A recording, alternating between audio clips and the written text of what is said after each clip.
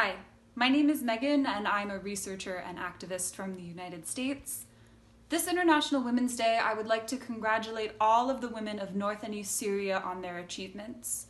Through 10 years of brutal war in Syria, they have fought not only against dictatorship, not only against terrorism, but against the oppression that all women everywhere face in so many aspects of their daily lives.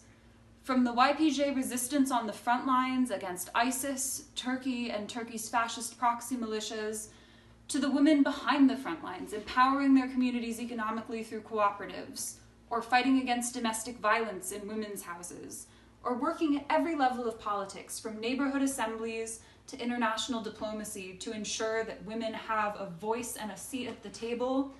This is a real revolution.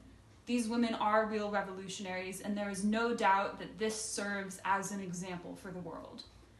And that's why, right now, on International Women's Day, we have to remember that now, more than ever, it's essential to stand in solidarity and defend this revolution.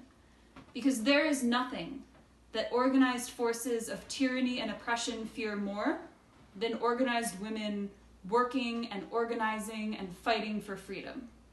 We saw this in the invasion of Afrin, when Turkey and its jihadist proxy forces not only sought to ethnically cleanse the area and completely displace the original Kurdish population, but to destroy everything that women had built there, in the city where the YPJ was founded and where the women's movement of Rojava was at its strongest. The attack on Afrin was an attack on women. Even today, women there, as I document in my research, face kidnappings, enforced disappearances, murder, torture, harassment, threats, and so much else at the hands of these Turkish-backed militias. This is a crime against women, it is a crime against humanity, and it is something that all women and all people everywhere in the world who value freedom have to stand up against.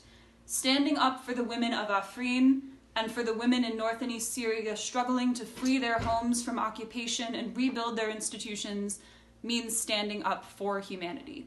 I condemn this occupation, I condemn these crimes against women, and I urge all people to break the international silence and to condemn these atrocities as well.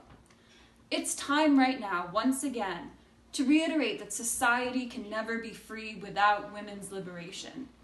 It's time to remember all of the women in North and East Syria, some whose names we know and some whose names we don't, who lost their lives because they were so committed to these ideals.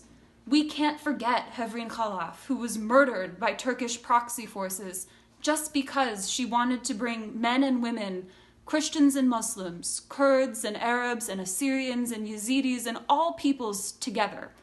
We can't forget that she was targeted just because she stood for equality and peace. We can't forget those two young women in Tel Shahir who fought, who organized simply just to have the right to stand in their own local councils and govern their society. Sada Faisal al-Harmas and Hind al-Khader, who were threatened and ultimately killed by ISIS because they wanted to have that voice and have that say in politics. We have to remember them. And we have to remember all of the women in North and East Syria who, despite these attacks and threats against their mothers and sisters in the occupied areas, against the women who lead their communities in politics at all levels, who continue to carry on and work to defend and build this revolution in every aspect. So this International Women's Day, I call on all women everywhere in the world to stand in solidarity, to remember these atrocities and also to remember the victories, and to support the women of North and East Syria in defending women's freedom everywhere in the world against all those forces that seek to oppress and destroy it. So again, happy International Women's Day. Hashte adare roja jinen jihane pirozbe, jinjian azadi.